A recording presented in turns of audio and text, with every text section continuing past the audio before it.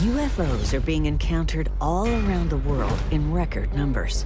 The truth is finally coming out from scientists, governments, and the military. These mysterious objects in our skies are real. I was scared to death. Why is this happening to me? I've never been really frightened in my life except for that instant. Ordinary people who have had terrifying, life-changing encounters with UFOs and alien life can now come forward without the fear of ridicule. An alien abduction encounter is a very traumatic experience, one that is deeply disturbing, deeply unsettling.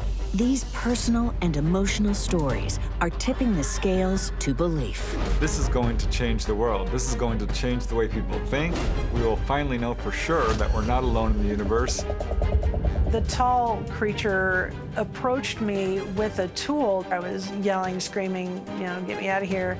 I started to question my sanity. It is absolutely life-changing and mind-blowing. Was this real? Was this a dream? In this dawn of the age of the UFO, what was once thought impossible is now becoming very real. Are these things really science fiction? I don't think so.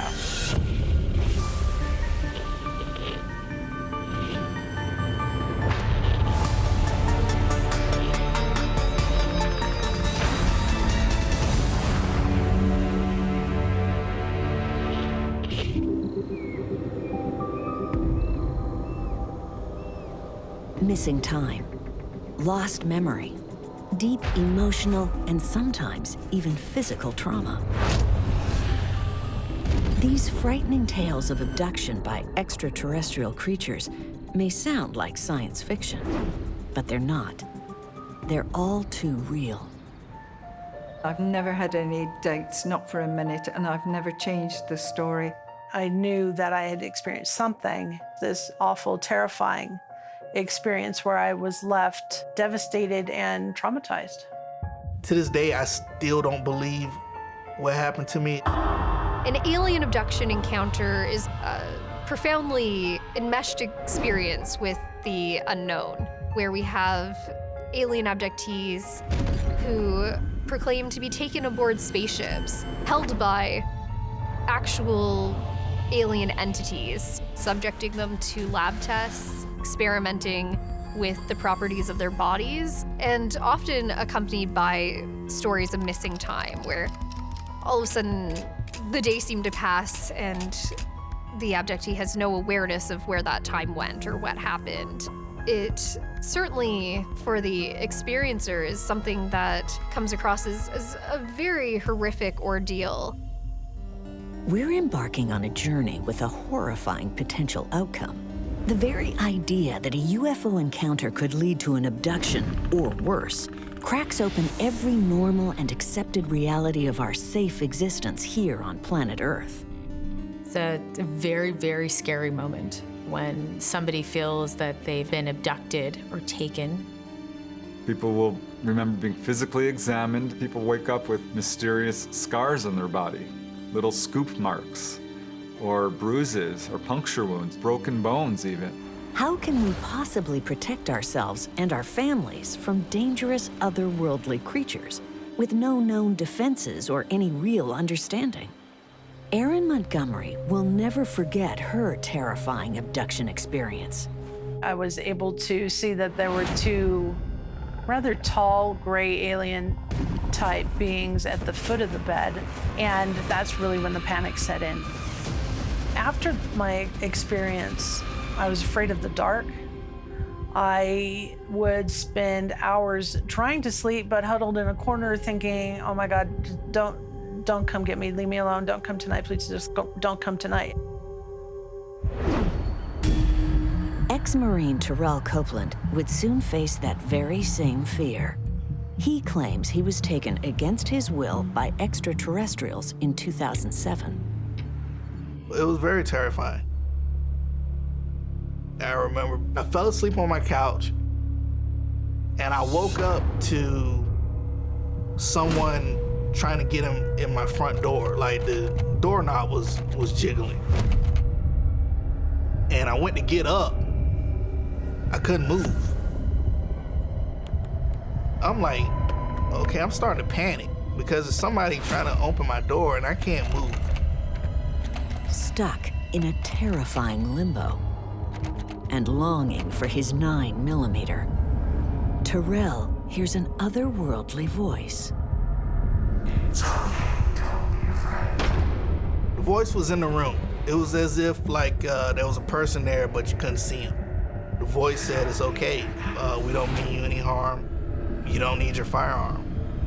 I had so many emotions and thoughts running through my head at one time. You know, am I about to get taken? What's happening? Terrell's terrifying paralysis isn't unique to his story. It's a reoccurring theme in many alien abduction accounts, including one of the most well-known, the case of Betty and Barney Hill. Their story was one of the first well-documented UFO abductions and really cemented a lot of the features that would appear again in later abduction accounts. Betty and Barney Hill's story begins when they were driving home from a trip to Quebec and they were heading back to New Hampshire. It was then Betty and Barney noticed something in the sky above, a luminous flying object, unlike anything they had ever seen. Barney stopped the car and grabbed his binoculars to get a better look. In a 1961 radio interview, Barney was able to describe in vivid detail what happened next. With the binoculars, I could see what I thought was approximately 9 to 11 men looking down through this series of windows toward me. I was quite alarmed, and I made a hasty retreat to the car, screaming to the wife that they had seen me, they had seen us. The thing that has continued to be an enigma, a puzzle to me, is that I said, "My God, they're going to capture us." But before that happened, they suddenly became frozen, unable to move. Just like Terrell. Only thing I could move was my eyes. And I'm like, okay. I know I'm not dreaming because I can feel myself sitting on my couch. I feel the air conditioning. I'm awake, I'm aware. This can be a very profoundly anxious moment where you're trapped and you're unable to make your body move the way that you should be able to. Instead, you're stuck there and you might feel like there's an ominous presence around you. There's a lot of connection between sleep paralysis and ET abductions.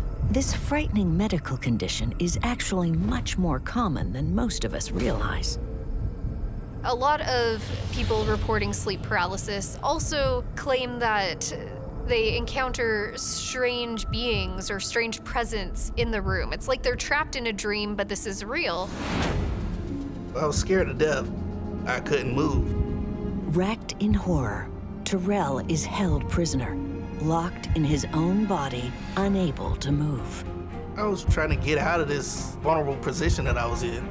I tried to move my extremities. I was in complete paralysis. Suddenly, the mysterious and overpowering force releases Terrell. So as soon as I could move, sure as the first thing I did was I grabbed my gun. And I opened the door. There was nobody there. I think that a lot of people who have these experiences feel that they're having a mental breakdown. Am I going crazy? What is going on with me? But Terrell's nightmarish ordeal would be far from over. During the next few days, strange things began to happen. It was a traumatic time for me. I did not sleep. I was afraid I would wake up in the middle of the night just in a cold sweat. I never experienced anything like that. Even in the refuge of his apartment, Terrell was not safe and had nowhere to hide from the deeply disturbing things he was sure were happening to him.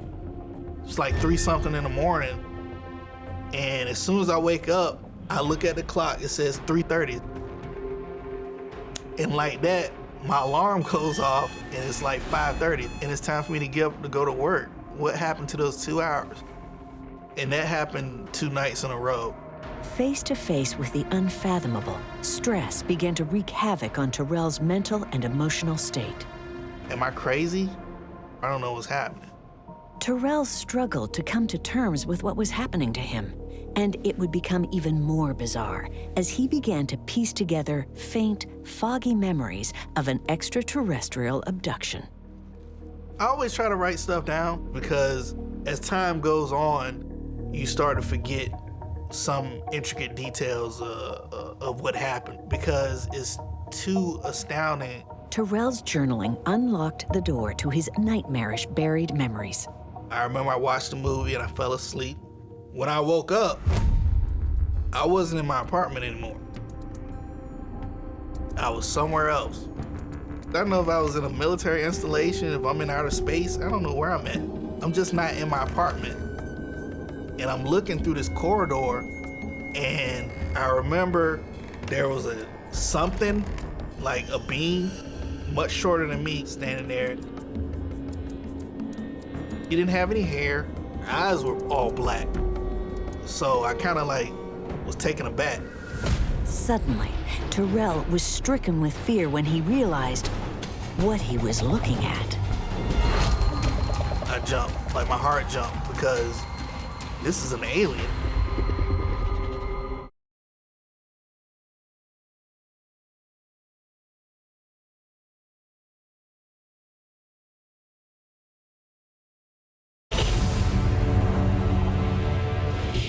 The world has entered a new era of UFO encounters, understanding, and acceptance.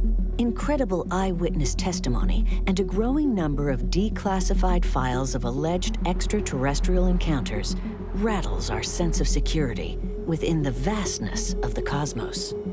It's the ultimate question, are we alone in the universe? I know definitively that we're not.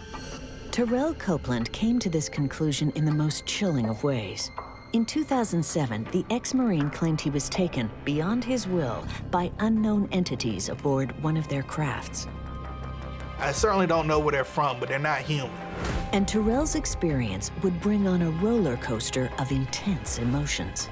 When you're confronted with something that is not supposed to be real, you react in a primal way, like fight, flight, or you're in shock. It's very difficult for people to process these incredible experiences. Many people go into denial. It's hard to accept what seems to be unacceptable. I'm still trying to wrap my head around what happened to me. It was bizarre. I started to question my sanity. I was like, I'm losing my mind. Growing up, before his terrifying UFO encounter opened up his world to the incredible unknown, Terrell Copeland didn't give much thought to UFOs. I grew up in the church. My mom was a minister, so that's something that's not taught. It wasn't something I was thinking about, especially as a kid. As you know, I was born in Portsmouth, raised in Suffolk, rural area. Been here most of my life. Joined the military, Marine Corps when I was in the 11th grade. I was on active duty for about 2 years and came back home. This is where I've been ever since. Shortly after his return from combat, the military veteran began to notice strange lights in the sky. It was then when his thoughts, emotions, and imagination turned to the possibility of extraterrestrials and their incredible flying craft. This occurred over a 3-night period. And it was just this big, beautiful orb of light that was out in the distance. That second night, I saw it again in the same general vicinity. Big, gorgeous ball of light just sitting there in the air. That really piqued my interest. What is this thing, you know? Unable to ignore these fascinating and mysterious lights, Terrell hopped in his car to get a closer look. I ended up in the parking lot of a shopping center, and what I saw was an object that was larger than the whole shopping area, a massive object just sitting there. It was a black triangle. The military veteran is certain that this was not a terrestrial aircraft. It was eerily silent. I was absolutely afraid. I couldn't hear anything. No jet noise, no nothing. It was like, what is this? I mean, what's going on here? It started moving maybe a couple miles an hour down the road. And then it disappeared.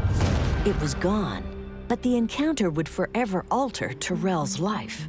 That sighting changed my foundation as far as beliefs and what I think I know and definitely what I didn't know. And that's what started me on the path that kind of, you know, has anybody else seen anything like this?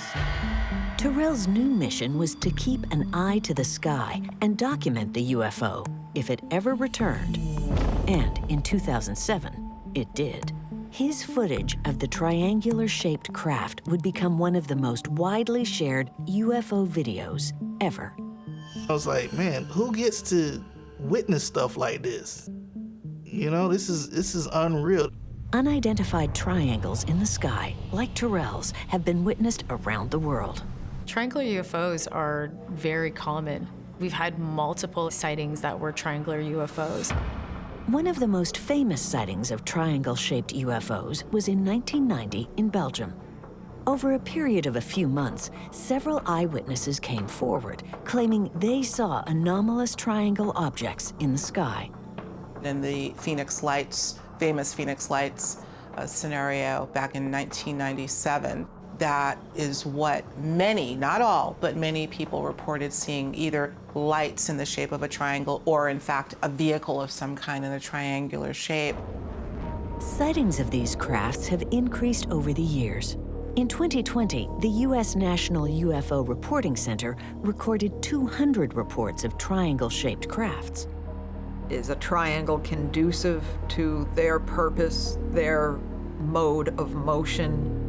Is it something to do with their propulsion, the energy fields they create? Can't say. It's a terrifying possibility to consider that an unknown species appears to have the ability to drop into our lives and abduct us at will. I became consumed by it. There is something else out there. Are they from outer space? I don't know. They could be from another dimension. They could be from another time. Across the country, Erin Montgomery has also been struggling to understand her own haunting memories. Like Terrell, Erin also believes she's the victim of an alien abduction, and more frightening, lives in constant fear that she will be taken again. I have had times throughout my life where I struggled with sleep. I would huddle in the corner of my bed thinking, oh my God, just don't come get me, leave me alone, don't come tonight, please just don't come tonight. It all started one night back in 2012. So I had gone to bed that night just as I would normally go to bed and fell asleep. What happened next haunts Erin to this day. The next thing I remembered, I woke up encased in what seemed like a stretcher, and I could tell I was being moved, and I pretty much kind of just went back black, you know, just kind of phased out. Her next recollection was waking up in what looked like a cave. The walls all around were rock, like it had been chiseled out or blown out with dynamite or something like that. The next thing I remembered was pain, horrible, horrible pain racking through my lower abdomen. And as I tried to sit up and you know, hold my stomach, I realized I was tied down. My arms were restrained. And I had a surgical tent type of apparatus across my belly, and I was confused. That's when she saw them. There were two rather tall, gray alien-type beings at the foot of the bed, and that's really when the panic set in.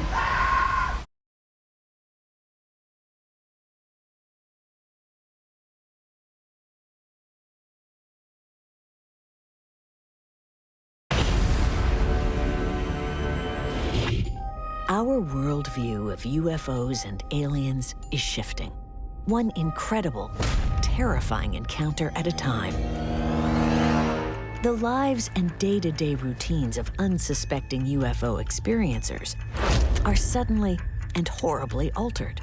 As more and more of these shocking, emotional stories are told, it's becoming impossible to turn a blind eye to what many believe is the real truth. Aaron Montgomery's encounters with aliens have a frightening, sinister undertone that leaves more ghastly questions than answers. I was able to see that there were 2 4 to 5 feet tall beings standing at my feet. I knew something awful was happening and I was in so much pain. Erin's pain and emotional stress didn't end after her experience. And when I awoke in my bed the next morning, I had a hard time, like, was this real? Was this a dream?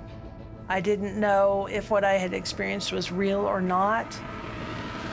And then I found fingerprint bruises on the inside of my thighs, and I knew that it had been real. I was devastated. I was scared. The trauma of Erin's recollections soon began to take a toll on her personal life. I became much more irritable. I became more depressed. I began missing work. All of the areas of life suffered because of the trauma that I had gone through that night. Erin needed to uncover the truth of what had happened to her and looked to hypnosis to unlock the memories hidden deep within her mind. I had never been hypnotized before, so I wasn't sure what to expect. Hypnosis has helped abductees unearth buried memories, but they are often accompanied by traumatic emotional wounds. Essentially, what you're doing is reliving the experience itself. There can be crying and screaming and erratic movement during this experience. Erin's hypnosis session reveals something startling, a deep impression that she had been visited by these strange creatures before, as a child. I was 7 years old, and I remember I had gone to bed, and I just felt that there was this bright light coming through the window.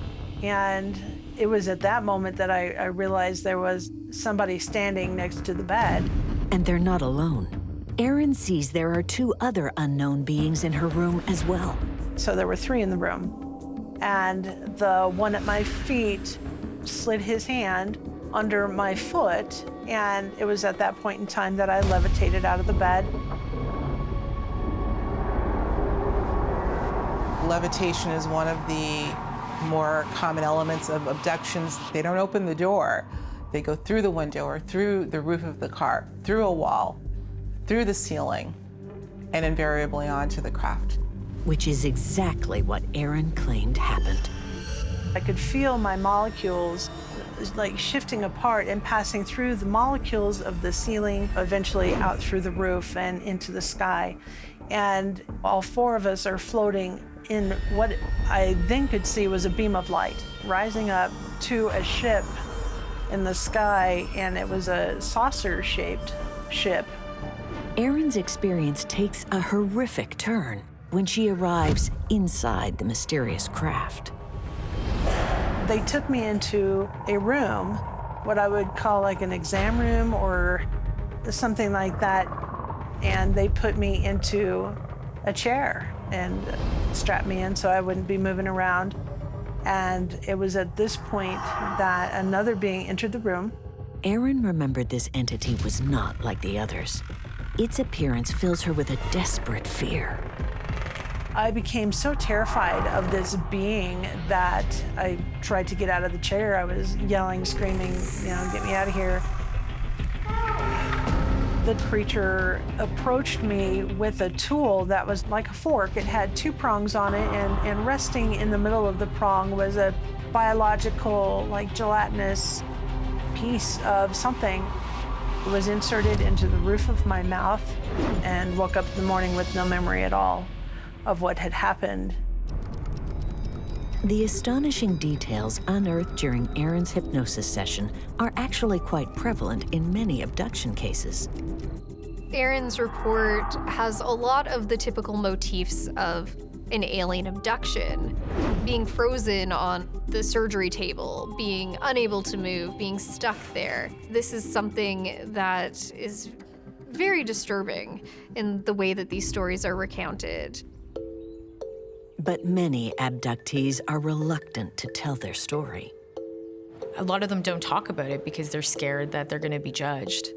It has a stigma of them being crazy, not rational. Terrell Copeland had a difficult experience after he shared his story with the media. After the newspaper article came out, it was a lot of ridicule. I lost a lot of acquaintances, and I often had spirited arguments with my mom about it. Across the Atlantic, Helen Moon, a UK resident and young mother, was also reluctant to tell anyone about her UFO encounter and abduction experience. I kept quiet for 40 years for fear of ridicule. It all began back in 1980, when Helen, her parents, and her 3 children went on their annual road trip to Scotland. Everybody was in good spirits, and looking forward to time away. But their idyllic journey would soon turn to terror. This is burned, seared into my memory. What they say they witnessed would impact them for the rest of their lives. It was a black craft.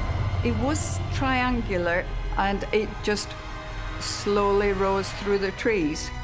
It was totally, totally silent. I knew that what I was looking at couldn't possibly be there. It cannot exist, and yet it's there. And I was very frightened, and the children began to get nervous. She got a very strong impulse. This UFO is very close. It's right overhead. This is something that is coming for them. Awestruck, in a moment of fear, Helen reaches for her camera to snap proof of the incredible sighting, only to be overcome by an otherworldly directive. And the camera was just behind me on the window ledge. And as I reached back, I got this terrible fear that I mustn't do this. It was just a very, very strong feeling. It was very intense. I think it was reading my mind. This comes up in research. There are cases of individuals who will just know instinctively, as they did, don't touch that camera, because there'll be ramifications if you do. Helen and her family are unable to do anything but watch helplessly as the strange craft flies away and eventually disappears.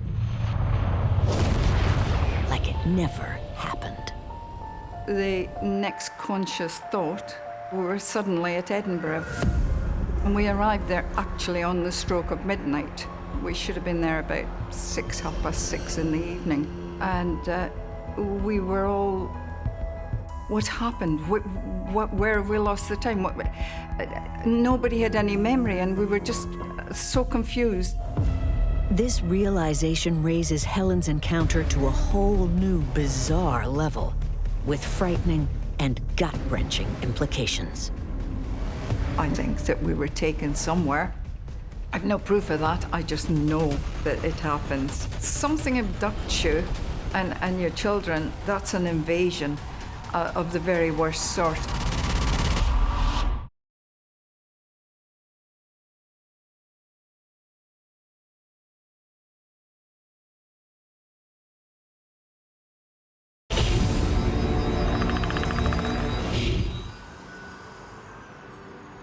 For the people who claim it happened to them, meeting an unworldly being face to face is a deeply emotional experience that tears a hole in the mundane fabric of our day-to-day lives. An alien abduction encounter is a very traumatic experience, one that is deeply disturbing, deeply unsettling. Life-altering. Those are the only 2 words I can use. These are life-altering experiences, and the witnesses never forget. But their recollections sound more like science fiction than science fact. A loss of will, control over their bodies. I couldn't move. I was in complete paralysis. unwitting guinea pigs to bizarre medical experiments. They inserted this biological mass into the roof of my mouth. I felt like I was a lab rat. Time unaccounted for. No memory of what happened. And we just didn't know why we were suddenly at Edinburgh and where 6 hours had gone. Are these things really science fiction? I don't think so. Evidence of that is the credibility of the abductees themselves and striking similarity in their experiences. I think there's a huge misunderstanding that people who see UFOs or have had these encounters are a bunch of crazed lunatics. I think it points to our really limited material world. Science doesn't have the instruments to measure the types of things that we're talking about, but I think that there's value in the, what I would say, empirical data of anecdotes. The common threads are really what us ufologists, if you will, rely on to try to put some semblance of a story together. One of these commonalities can be found in the physical descriptions of the abductors. Terrell Copeland will never forget his. This is an alien. I just knew it from when I saw the typical alien gray that most of us hear about, the black eyes and stuff. These grays, as they are called, are the most common species that abductees say they have encountered.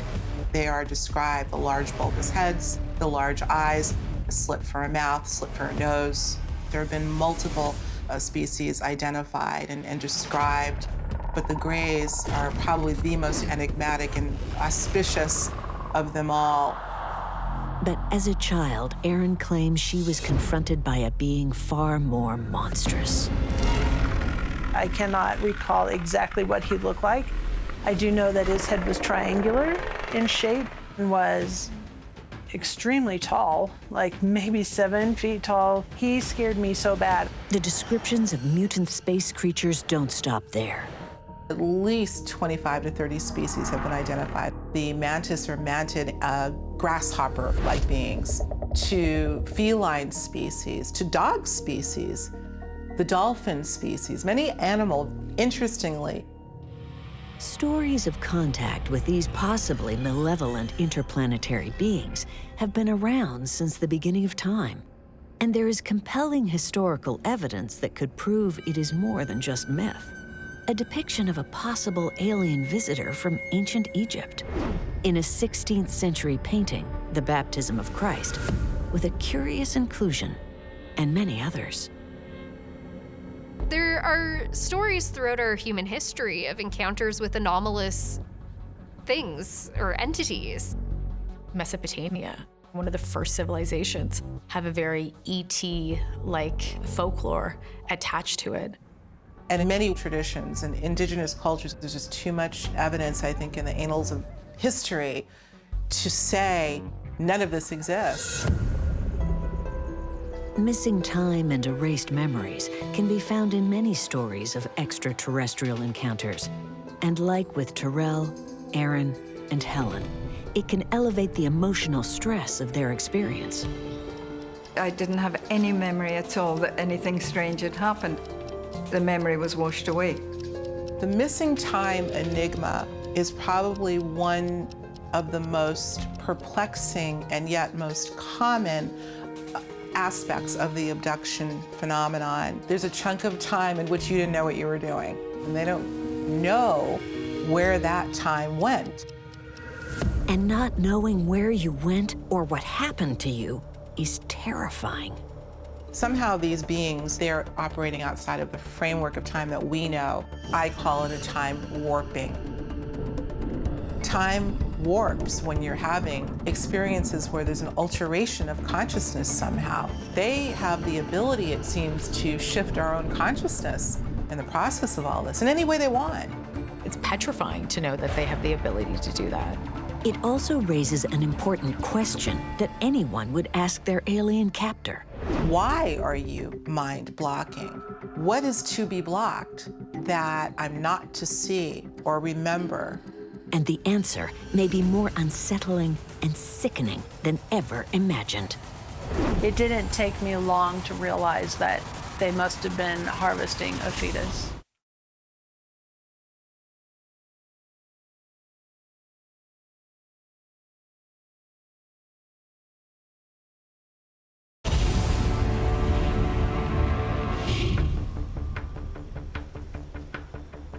The experience defies belief. But these witnesses are sure it happened. They've had terrifying and deeply emotional encounters, taken by beings not of this earth, as lab rats in mysterious experiments, then made to forget, leaving behind little evidence, just fragmented memories and missing time. Most abduction encounters do have physical evidence of some kind. Helen and Aaron have some, in the form of peculiar physical traces left on their bodies. When I had awoken the next morning, I had 3 bruises on each inner thigh, and so I knew that it was real. I woke up with a very red face, and that got progressively worse as the week wore on. Something from that craft caused the sunburn. Marks and scars and burns. So we know there's something going on here. Back in the 1960s, investigators documented Betty and Barney Hill's physical evidence in photographs. There were spots on their car. Barney's shoes were all scuffed up. Betty Hill also had a dress which was torn and had a peculiar stain on it. They report other kinds of strange anomalies with their skin and their bodies that they really can't explain. And the personal violation they say they experienced crosses a very clear line.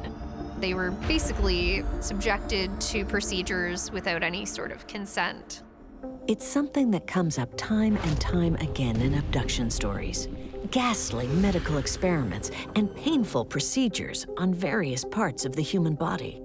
In my research, 9 times out of 10, there is a recollection of there being an invasive procedure done, and it's painful. The awful speculation is that they may be using us for an unthinkable purpose.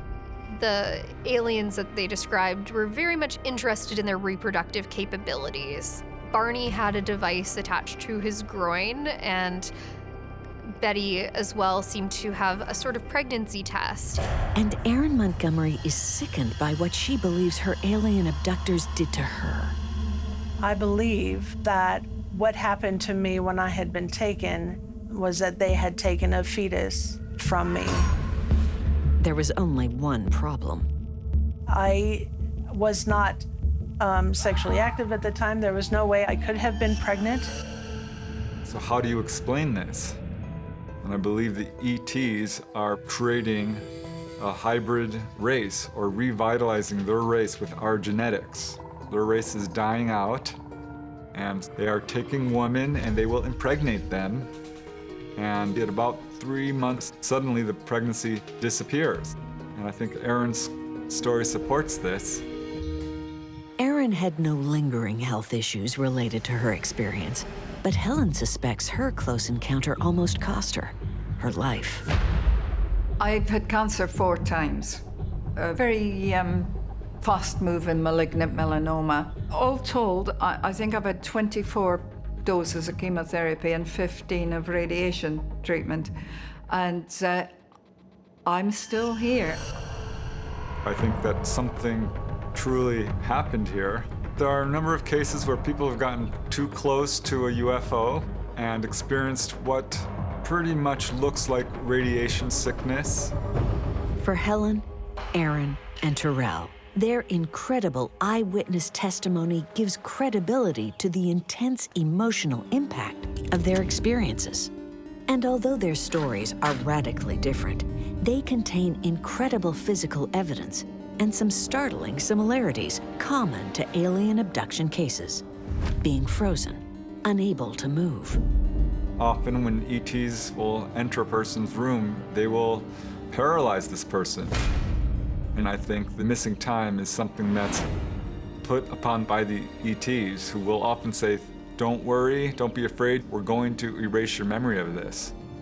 Similar description of their abductors. They describe the big bulbous head, the big eyes, the spindly arms and legs, etc. The presence of that alien species is probably the most common within particularly malevolent abduction experience. Hideous medical experiments. Aaron's report has a lot of the typical motifs experimenting with our reproductive organs. harvesting human fetuses. And a lot of women have come forward saying that they were part of a secret intergalactic breeding program. And physical evidence. In the case of Erin, who had bruise marks on her thighs, and when I looked at Helen's case of getting the sunburn, the proximity with the craft may account for the severity of particular radiation exposure. Despite all the physical and emotional pain they've endured, Helen, Terrell, and Erin say their experience changed them in a positive way. It did make a fundamental change in my outlook. I have an open mind to most things now. At first, I was kind of angry. I felt used. But when I look back on it, it's like, it's for the best. It really opened my world up. I honestly wouldn't change anything that had happened because it has become an integral part of who I am. A lot of alien abductees over time re-articulate those traumatic experiences and feel a sense of transcendence, seeing that there is maybe a spiritual path of salvation on the other side of the trauma, that aliens are here to perhaps teach us in some ways more about ourselves and our relationship with the world around us. But many ufologists suggest a more startling theory. They are actually here to endow our civilization with something else. And if proven, will radically change everything we believe and trust about the alien abduction phenomenon. We're still at the level of speculation, but there's a very good possibility our military knows about it, our government. I believe there is a government cover-up.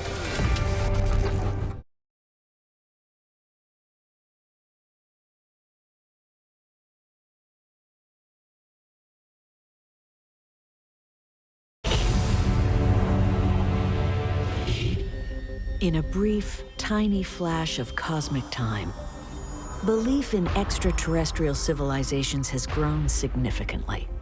And now, over half of North Americans believe that aliens have visited the Earth.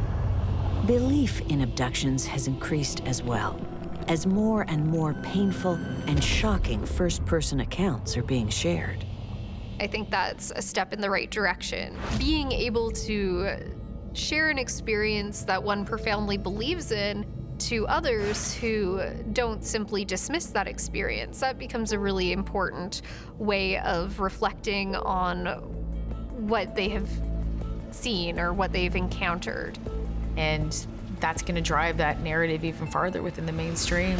Even more encouraging, the usually rigid scientific community is now finally taking these highly personal and emotional accounts more seriously.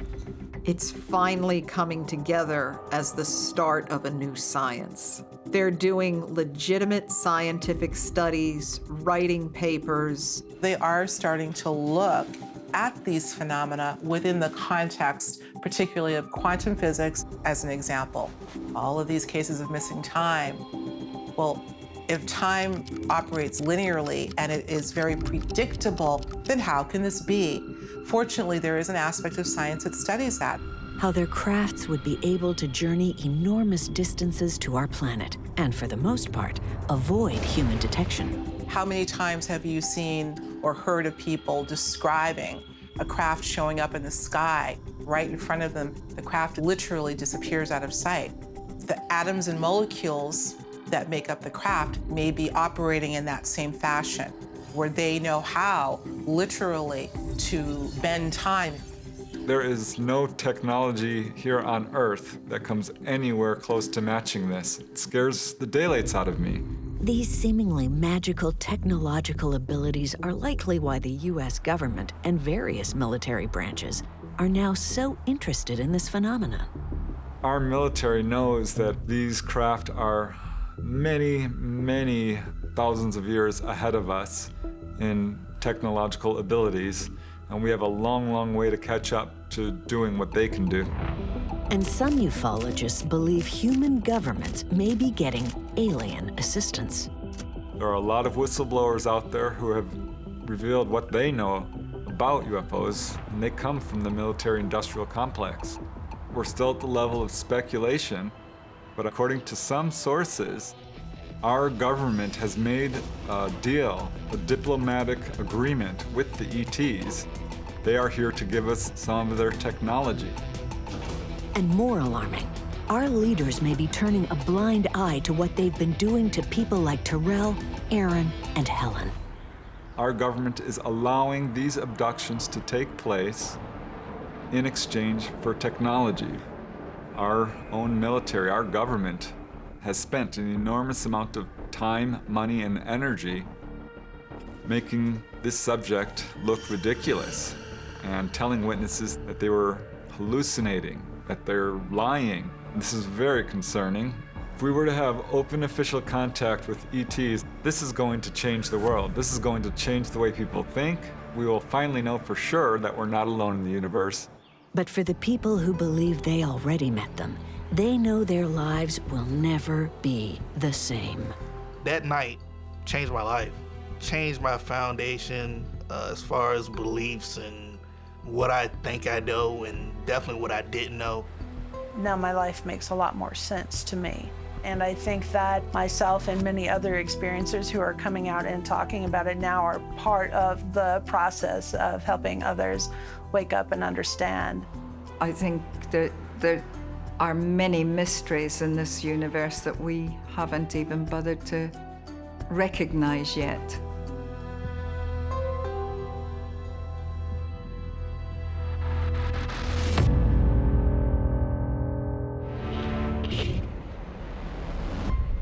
Speeding through the clouds, thousands of meters above the ground, gives us an awe-inspiring way to see our planet. If you're flying, you got great visibility. It's beautiful blue sky, any direction you look. I find a lot of solace up there. It's a beautiful thing to look out and see all those mountains. I love it. But on some fateful flights, a UFO encounter can turn wonder into terror in a matter of moments. Pilots are much, much more likely than the average person to see a UFO. When you get visual sightings combined with a radar electronic tracking, that makes the experience a lot more powerful and credible. You have to look at these cases as potentially dangerous. And veteran pilot Eric Delgado is one of many to have a frightening high-altitude encounter. 30 years of flying, man, I'd never seen anything like it. During his career as a U.S. Air Force pilot and a cargo pilot, Eric has logged thousands of hours in the air. For someone like Eric, with his vast experience in the military and commercial flying, this was just another day in the office. Eric's night starts like any other. He's flown the same cargo route from Querétaro, Mexico to Memphis, Tennessee with his first officer for almost a month. The men take off without a hitch and are soon cruising through Mexican airspace at over 11,000 meters, not knowing that they're flying over a UFO hotspot. Mexico's had a long history of very interesting UFO sightings, going back decades and decades. But when you're on a routine flight, chances are nothing's going to happen to you night after night. So I don't think they were on alert. In a single moment, Eric's night goes from routine to potentially life-threatening. Autopods connected, we're 37,000 feet. I looked over my left shoulder. I see a light, like if you could imagine a lighthouse in thin fog, and it's spinning around. Holy shit. My heart stopped, and I'm thinking, man, it's a plane. Oh my God, he's turning into us. Our procedures tell us to disconnect the autopilot to get out of an imminent collision. That's what I thought was happening. As this unknown craft invades his airspace, Eric is shocked and scared beyond belief. I was expecting the traffic collision and avoidance systems is gonna start screaming at us to descend, and there was nothing, man, nothing. No video, audio, nothing other than our eyeballs. In both the pilot and the first officer's case here, they're former military. They would absolutely be prepared for mechanical failure, for weather conditions. I don't know that they train you for what happens when a UFO shows up. And before Eric can even think of calling ground control for help, the object makes the first move. This thing slowly rotates and then kind of floats. This guy parked himself off our left wingtip, and the whole landing light, flashlight, whatever the hell it was, I mean, it's not there anymore. It kept this constant pulse. It never wavered. We're just watching it, going bright, dim, bright, dim. I don't see any strobe lights. I don't see any beacon lights, nav lights. Man, I don't even see any wings. No sound. No reverberation. It was silence. Eric comes to an incredible conclusion. I realized, this thing's UFO, man. I go, where's my camera? Yeah, let me zoom in, man.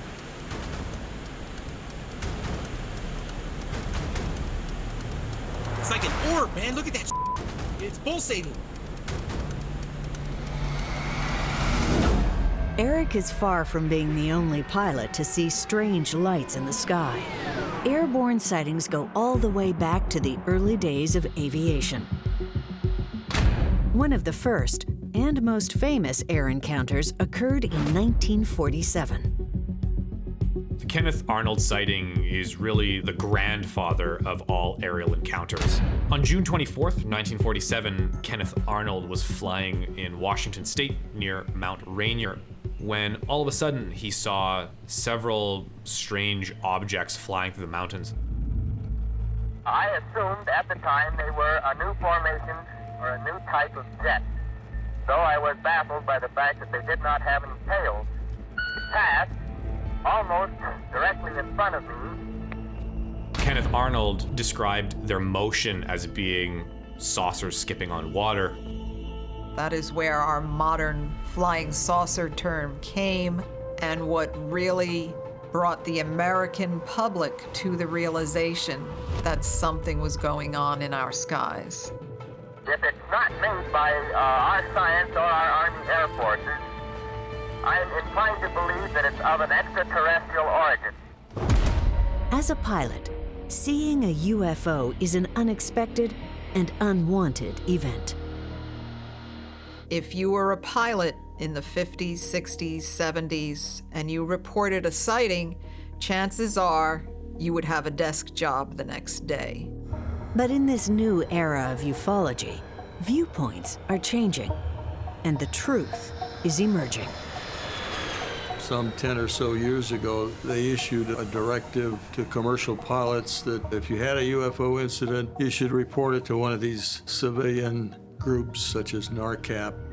Now pilots are coming clean, and this is good news because finally we're getting the truth about what's going on in our skies. No one wants to be the person who saw aliens. So ultimately, for people to come forward and they have that credibility, pushes the needle forward. Eric's incredible encounter will give the world a stunning look at a UFO up close. And it's not over. As he nears the US border, Eric realizes the strange object is tracking him. I start to film it, and this thing kind of slides further back, further back. I wonder, does he know I'm doing this?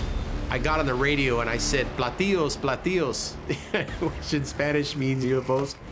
Platillos, platillos. He's a pulsating orb. Look at that, dude. Look at that. I'm trying to hold the camera as steady as possible. And suddenly, it was gone. What I was like, just disappeared. Where'd he go? Is he there? All right. Oh, it's the clouds. We're kind of flabbergasted by the whole thing. I'm looking at my nav display and there's nothing there. Well, there it is. Right there, man, on my ND. There's our airplane. And there's no TCAS. There's weather about 40 miles off our left wingtip where this thing seems to have disappeared. The most dramatic part is he then pans down to show the viewer the actual aircraft avoidance system. You can see the weather that the light disappeared into, but the actual object itself is not registering on any of his systems. This is bizarre. For all intents and purposes, it is by definition an unidentified flying object. Encountering an unknown object at high altitude is alarming for any pilot. A commercial flight over New Mexico experienced this terror firsthand. On February 21st, 2021, an American Airlines flight over New Mexico called in air traffic control to report a strange object flying above their aircraft. Have any targets up here? We just had something go right over the top of us that, I hate to say this, looked like a long cylindrical object. You can tell just from the pilot's own reaction that this is nothing he's ever seen before. And when it approaches that close to one's own aircraft, that's got to raise all kinds of alarm bells. It almost looked like a cruise missile type of thing moving really fast that went right over the top of us. It was a really close call. It was too close for comfort. So this is definitely a UFO event because nobody really knows what this thing was. Aviation laws dictate that aircraft are not allowed to approach closely. It's far too dangerous. And yet often we have these UFOs approaching aircraft much closer than they should be. Much like the pilots who spotted the cylindrical object in New Mexico, Eric and his first officer are stunned by their close brush with the unknown. You're trying to reason through this. Good grief, you know, what do we do? What do we say? We're replaying this thing, and it was in the replaying of it that you could see a shape. It was almost like an orb type teardrop thing. Flying through storm clouds, Eric loses sight of the craft and hopes it's gone for good. We pop out the weather, and this thing is still there. I'm just like, man, what is going on? Dude, it's pulsing, man. Look at that.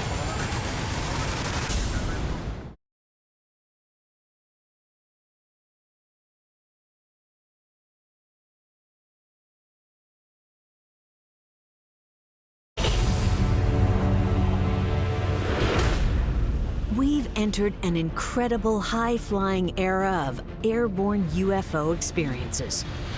Spectacular encounters with craft of unknown origins threaten pilots and passengers. There's very, very few things that'll scare me up there, but I got scared.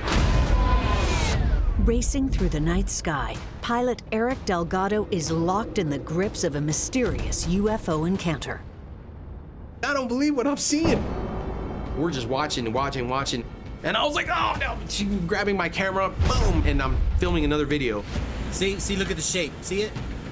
As I zoom in, you'll get like a little bit of a teardrop. On the verge of U.S. airspace, the unidentified craft transforms. Minutes before we changed from Monterey Center to Houston Center, this thing started peeling off. Thank God I was rolling then because it started changing colors. He's pulling away, dude. And he's turning colors too. He's pulling away. And it's gone, man. It was that fast. Nothing we have that's gonna move that fast. And just like that, whatever it was is gone. So my first officer was an ex-Air Force pilot like I was. He told me two things. He goes, one, I don't know what it was, and two, he goes, I want a copy of that video. This is very compelling footage of something that's clearly unexplained. It didn't act like an airplane, it didn't move like an airplane, it didn't sound like an airplane, it didn't look like an airplane. What the hell is this thing? The audio recorded during Eric's encounter also paints a compelling picture. It really helps to hear Eric's story in his own words as it is happening. Anything? Any TCAS returns? No. Okay, flip the switch down. He's definitely above our altitude. This guy is not reporting TCAS. That is a unidentified flying object, bro. I can finally say I saw one now. That is cool. This is a seasoned pilot. Tens of thousands of hours in the air, and he could not explain it. Off the coast of Florida, on an aircraft carrier with some of our most sophisticated detection and tracking technology. Even there, the world's most elite pilots are not safe from unexpected encounters. Navy cryptologist Matt Roberts, working top secret intelligence aboard the USS Theodore Roosevelt aircraft carrier, has an incredible story. This was unlike anything I'd ever seen. In 2015, we were preparing for deployment, and one of my buddies who worked in another part of intel on the ship said, "Hey, check this out." What Matt sees is highly classified footage taken by one of the fighter pilots as he tracks an unidentified object blazing through the sky. My gosh. They're all going against the wind. The wind's 120 knots from the west. Look at that thing, dude. The thing that immediately struck me was that there was no sign of propulsion. There didn't appear to be any kind of aviation surfaces. There were no wings. Did you talk to moving target? No, I took an auto track. Oh, okay. Oh my gosh, dude. Wow. Look at the try. Listening to the pilots' reactions, it was clear that they were having the same reaction I had. This is not something that should exist. Matt's job is off the flight deck, but he's seen enough fighter jet footage to know that this is incredibly abnormal, with no easy, earthly explanation. It was almost like somebody had hit me in the face with a shovel. I had this feeling that just washed over me that they're here for me.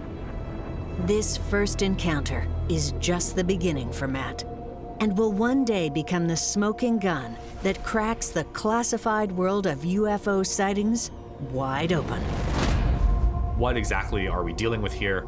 Whose is it? Where is it from? And what's it up to? I think from a military perspective, finding a threat that is unknown is really problematic. Across the country, another airborne threat rocketed up the West Coast in 2017, sending Oakland Air Traffic Control into a frenzy and scrambling intercept jets. The communications between the pilots and air traffic control reveal a deeply troubling, highly unusual event. Hey, do you know that target south of the boundary there, that 0027 code moving very fast at 37,000? Oh, look at that thing. Yeah, that's crazy. Huh. And you don't have anything on him, huh? I got nothing. All right, I'll report that. As the mysterious object speeds into Seattle's airspace, it's reported by one commercial flight, then another, then another. Center, good evening, Southwest 4712, flight level 380, and we're watching that unknown aircraft at 1 o'clock. But the menacing craft isn't showing up on air traffic control radar, forcing them to depend on pilot eyewitness reports to pinpoint its location. United 612, take a look out the right side for an airplane that may be northbound 370-ish. Yeah, we got him. When you have these unknown aircraft entering airspace that do not have a transponder that can appear or disappear on radar, this adds this frightening layer to flying in an aircraft. Airspace has been invaded, and lives are in danger. So fighter jets are sent to intercept the ominous craft. So do you have a last reported heading speed and altitude for the violator? He's parallel to United 612. He's just been there the whole time. No markings, unable to determine the type of an aircraft right now. Their lives literally may depend on what this craft's intentions are. Air traffic controllers across the Pacific West Coast are baffled. So there was definitely something out there. There was definitely something. Now we got fighters out flying all over. They don't know where they're going or what they're looking for. And just like that, it was gone, without a trace. These incredible mid-air sightings challenge all logic and training, leaving their witnesses rattled. Up to this point, there was nothing in my naval career that I couldn't just put away.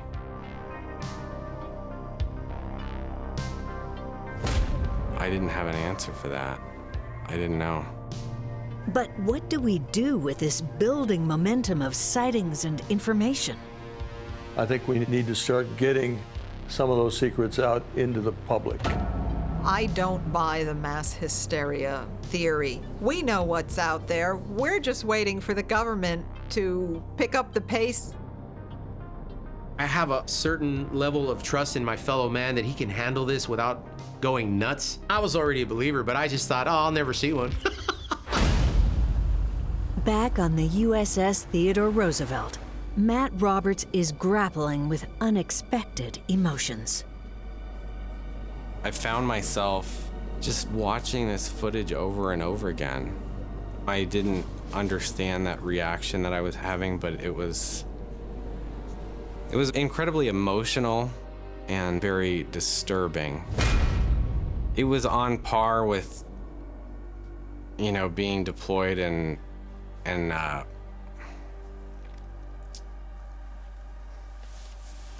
when my younger brother was dying of cancer, it rose to that level of emotion for me.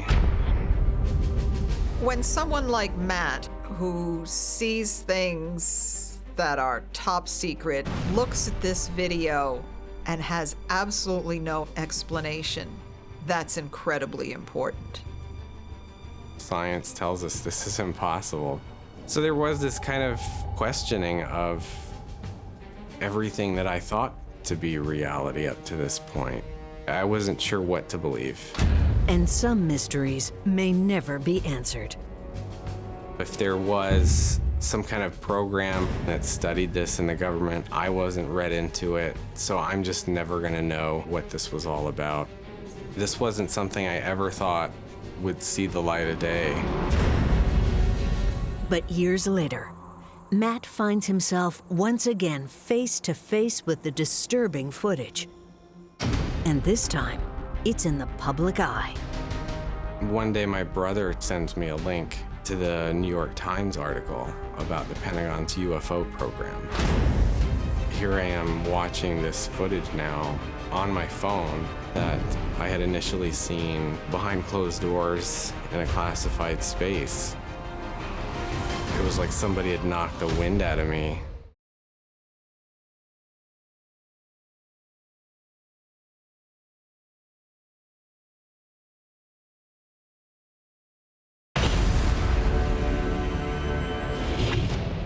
Unidentified flying objects encountered by credible witnesses high in the sky have helped push us into the dawn of a new era of understanding and wonder. This is a true phenomenon that we in the public really don't have a good grasp of. We were just stupefied. Am I looking at what I think I'm looking at? When pilots see something up there, they're gonna get a close-up look at it. If this was something explainable, why would they come out with it? We're seeing the tip of the iceberg. The release of top-secret UFO footage stuns our population. Luis Elizondo ran the Pentagon's Advanced Aerospace Threat Identification Program. We know that in around 2017, he began to have these videos declassified. What we have are referred to as the gimbal, the go fast, and the FLIR.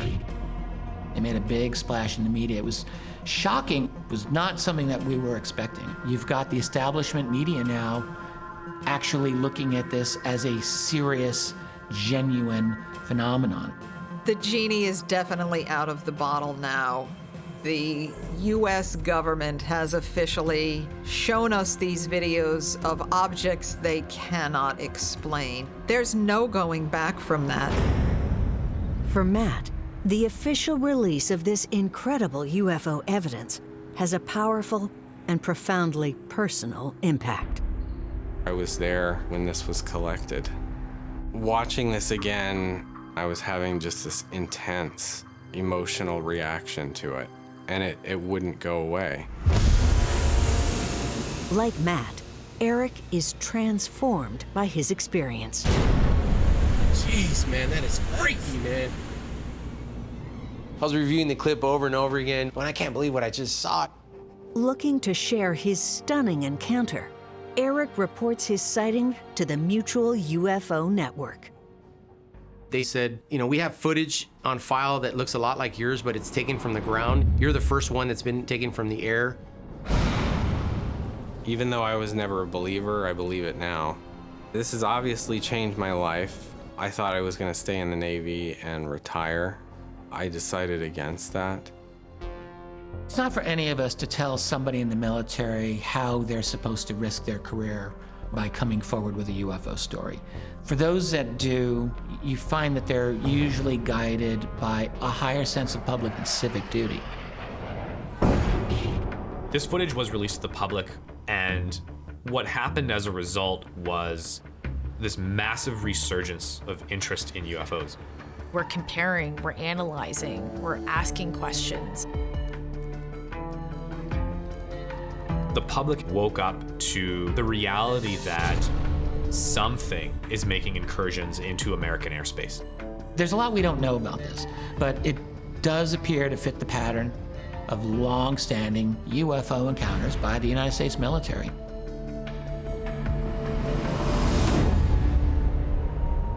UFOs were the last thing on Nathan Wallner's mind as he jetted through the West Coast skies. I went down to LA for our 10th Planet Jiu-Jitsu 15-year anniversary. The MMA instructor and Air Force veteran didn't expect his in-flight entertainment to be extraterrestrial. It's a beautiful thing to look out and see all those mountains, and that's when I noticed this thing.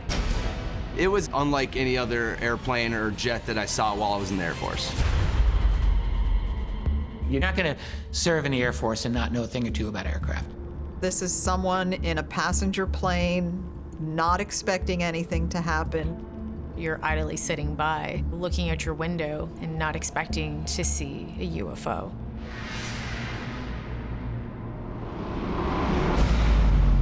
Somewhere over Northern California, I see this dark little dot. I thought if it was another plane, something's going on with it. Maybe they're in trouble or something.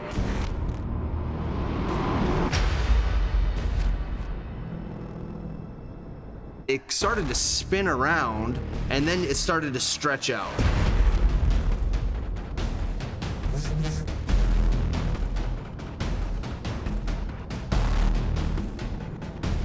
It gets darker and darker. You don't see any propulsion. You just see this thing just start moving away. And what's crazy is that it almost looks bigger as it's getting away. It was so bright, I was trying to zoom in on my phone to get a good view of it. I've been to a lot of air shows, and you see great puffs of smoke coming out of certain aircraft. And initially I thought perhaps it was something like that. And no sooner did I think that when it started to morph and elongate, and it was like, all right, now what am I looking at? It's definitely not a balloon, not a plane or a helicopter. This is a UFO. Suddenly, one more element adds to Nathan's mysterious encounter as a recognizable aircraft enters the vicinity. It's important to see that jet because it is clearly identifiable as a jet, which then speaks even more to the strangeness of this object. When the jet flew by, I knew that what I was looking at was really big. And so that's what really made me go, okay, what the heck is that? And then Nathan makes an absolutely chilling conclusion. Oh my gosh, this is something that's not an airplane.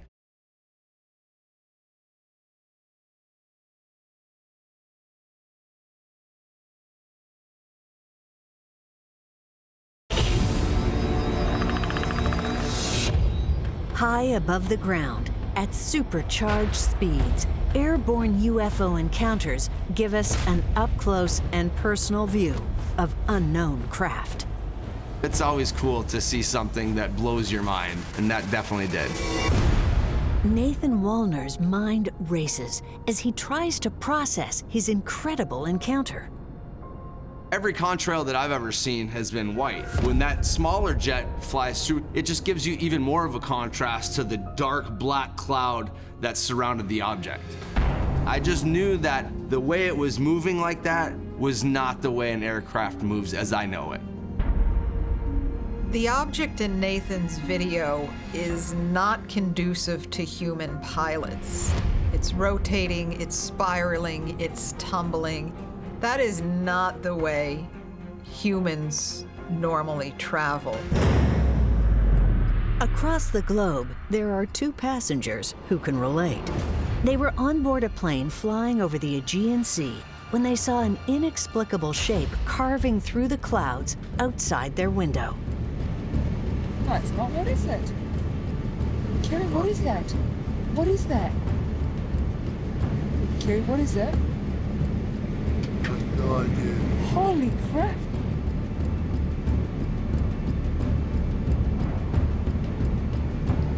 This is a very, very large object, and it looks from this footage like it's fairly close.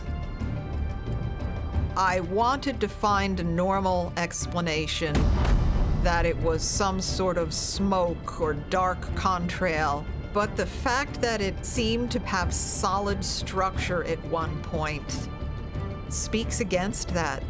You can tell from the passengers' reactions that they are absolutely stupefied by what they're seeing. Kerry, what is that?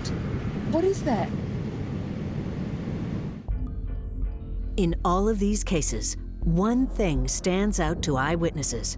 No matter their shape, these objects move differently than our own aircraft. This thing moved faster than any airplane I am familiar with. The main noteworthy element of this object's behavior is that it seemed intelligent. It comes down, it stops, it shines a light at them, and it simply paces them at a very close distance for 30 minutes. That's indicative of a plan. If we look at Delgado's sighting, he saw a Foo Fighter, basically. During the Second World War, fighter pilots and bomber pilots would often report balls of light that would dance around their aircraft. All Eric knows is that this is nothing he's seen before, not in 30 years of flying. There's no drones that I know that will go up that high and trail us at Mach 8 times the speed of sound. It's able to fly at a really good speed without any obvious aerodynamic features. It's so obviously not a balloon, couldn't possibly be a blimp or a shooting star. What is this thing? That's the million-dollar question. If radar did not pick up this aircraft, technically it was carrying some sort of technology that made it not detectable by radar. Whether it was a stealth aircraft or something else, that's the mystery. And this is what stealth is all about. Another startling fact that shakes Eric's nerves, deepens the mystery. We may be able to hide from radar, but not from the human ear. As a tanker pilot, you get close enough formation to some of these fighters. I mean, it's loud. There was no sound. Back on the USS Theodore Roosevelt, Matt Roberts is wrestling with the mystery and threat of his inexplicable UFO encounter. I immediately knew that this was not ours. So the question becomes, whose is it? These aircraft don't have any visible wings, so we're not really sure how they're generating lift. There are viable theories about creating an anti-gravitic effect. We've had scientists studying this phenomenon since the 1950s at the least. But if they've made these breakthroughs, then they better get the teenagers away from the controls of these things, because someone is obviously joyriding. Here it is, literally in black and white. What is it? We had better find out, because they're flying circles around us. Personal recordings, official reports, and leaked footage are combining to build a critical mass of incredible high-altitude encounters. The gimbal video was taken in the midst of a large wave of very perplexing sightings that the United States Navy was having. One of these objects almost hit a fighter plane mid-flight. Two pilots were flying in the air, and all of a sudden, this cube-shaped object suddenly appeared out of nowhere and went right between them. It was described as a sphere inside a cube. They were told that maybe they were encountering some kind of drone technology, but look, let's get real here, all right? A cube and a sphere, how is that a drone? How does that fly? And how does that go between two F-18 Super Hornets? Seeing something unexpected, unexplainable, and possibly extraterrestrial can be terrifying and downright exhilarating.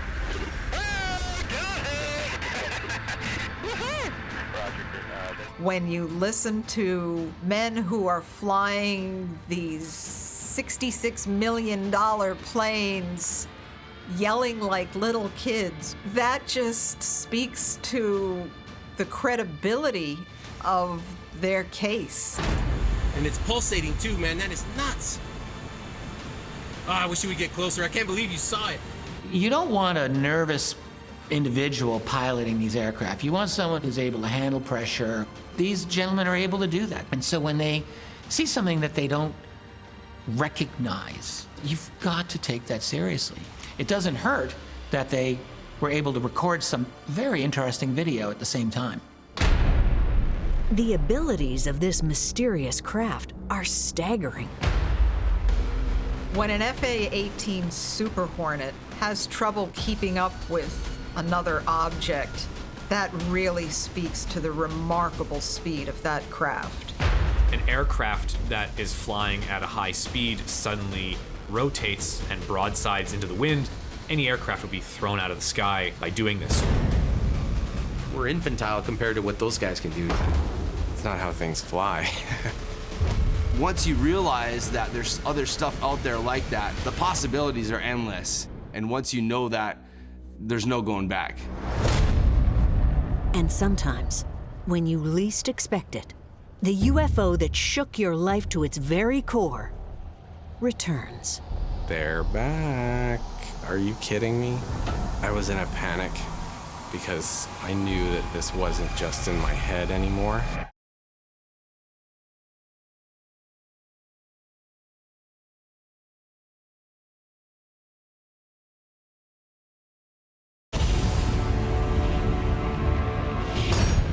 We're in an exciting new era of incredible high-flying and emotional UFO encounters. Eric and Nathan are deeply touched by the mysteries of their sightings. I couldn't explain it. It was an unidentified flying object. That's exactly what it was. I believe that those things have always been there, and just as technology advances and more people have phones that are capable, that's why we're seeing more of them. The mind-blowing saga continues months later for Matt and the crew of the USS Theodore Roosevelt, when the UFO suddenly returns. We were out on deployment somewhere in the Middle East. A coworker of mine, the one that had told me about the videos to begin with, just looks at me and he says, "They're back." So there were pilots who saw this object. There were people at the radar center on the Roosevelt, as well as its support vessels, that would have seen these objects on radar. Making it even stranger, this time, the unknown craft shows up in an active conflict zone with terrifying implications. Are you kidding me? This was not ours. We wouldn't test a piece of multi-billion-dollar equipment in a live fire environment where nobody is informed. It just doesn't make sense. These UFO events open our eyes and minds to frightening, incredible new possibilities when seasoned pilots encounter aircraft with abilities that perplex and astound. It started changing colors to dirty white, to like a pink, a red, and then it was gone. If we do have this technology, then we're so much more advanced than what we say we are. The implications of these experiences fly deep into possibilities of extraterrestrials with frightening scientific abilities. Like, you have to wonder, who's operating this thing? He was probably as curious about us as we were curious about him, you know? I don't understand how you could not be just fascinated with what you're looking at. I don't see it as anything that could be man-made, because what that would mean is that we have the power to change the shape of craft in the air and generate some sort of a cloaking cloud that travels with the aircraft as it's changing size. The mainstream has been forced to acknowledge that we have arrived at a moment of unprecedented and potentially otherworldly discovery. Legitimate scientists in positions of authority are starting to step forward and say, okay, there's something to this. We need to pay attention. You have enough information out there, enough video footage, photographs, whatever, that a lot of individuals with top secret clearances and at high levels are saying, this is something we should look into. Now we're at a wonderful time in history where we all get to see this stuff. And individual beliefs and feelings are strong. It's changed me in the way I view the world, because I can definitively say, hey man, we're not alone. If you asked me, we should have been talking about it, 70 years ago. Let's just rip the Band-Aid off and give everybody the meat and potatoes of what's going on. I can't give you any more proof other than what I saw through the video. In real life, it wasn't like anything that I've seen before. With every new sighting or testimony or released top secret documentation, the UFO story only gets stronger. You may not believe in UFOs, but the evidence is out there. We just started this journey. I feel like if I can come forward and lend some credibility, then I've done my duty. People are excited about UFOs. I think people want to know more, and they want to believe, and they want to find out the truth. And as these high-flying mysteries amaze and challenge us, terrifying realities must be acknowledged. Even though I was never a believer, I believe it now. I don't know why they're here or why there's been an abundance of sightings lately. You can't deny it, man. They're out there.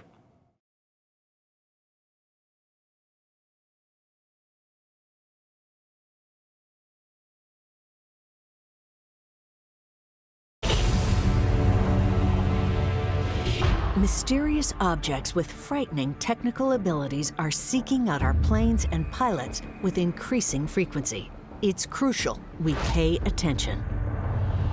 We're only now beginning to hear about how many of these air-to-air sightings there really are.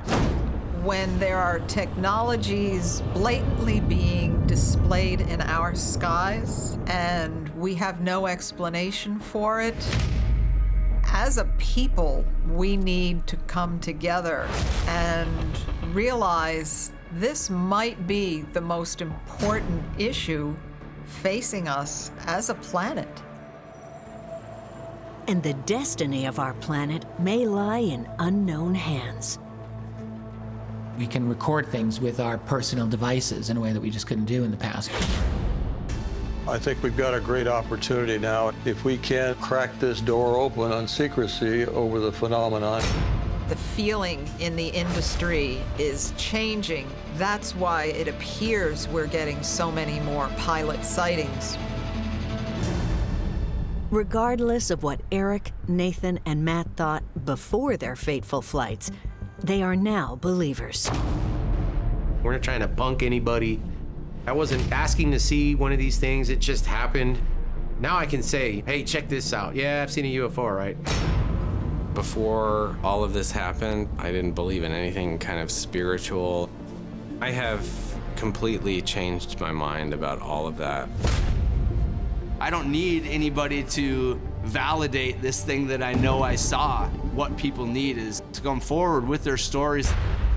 I would challenge anybody that has footage like this, put it out there, man. Don't be afraid. And as more and more unidentified craft are being captured and released, these incredible stories are reaching a wider, amazed audience. We're starting to have a community of people that are interested in what's happening because we have mass media talking about it. When mainstream media is reporting on these videos without ridicule, that has to be a wake-up call to everyone around the world. This story has not fully played out yet. From the skies over the Pacific Northwest to the deserts of New Mexico to the Aegean Sea, the inexplicable is being revealed to pilots and passengers all over the world. These stories, and many others like them, leave big questions unanswered. What exactly are these objects? And what do they want? I think that we'd all rather know what's happening rather than living in the dark. Ufologists are just waiting for that other shoe to drop. There are apparently more videos to be released. We're only scratching the surface. There's not going to be any room for skepticism at some point. It's a cliche, but here we have it right in front of our face. It's caught on film. UFOs are real, and we have the proof. And if we are being watched by alien creatures, what's the end game? I don't know why they're here or why there's been an abundance of sightings lately. Some people have theorized that there's good ones and bad ones, right? And so maybe they're here to see how we're going to react. I have a hard time with the idea of militaries and war and stuff like that. I think these non-human entities are here to try and bring the human race into this next step of evolution. Who knows, maybe they've been watching us and they're helping us grow this whole time, and they've always kind of been right off of our shoulder. Just keep your eyes on the stars, and if you do that long enough, eventually you'll see something.